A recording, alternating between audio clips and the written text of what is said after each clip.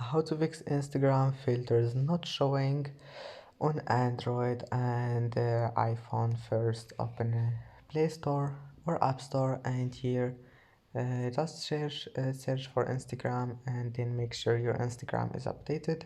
And if you found your update, just click on it and then go back and try again, and that must fix your problem. And if that doesn't fix it, restart your phone and go to settings, and here go to battery and make sure power saving mode is disabled. Maybe you'll find it like that. Just disable it.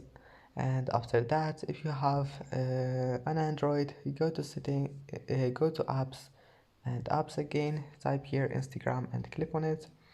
Now click force stop and go to storage clear cache, and then go to permissions, give it all of those permissions here. And I hope that can fix your problem, and see you in the next video.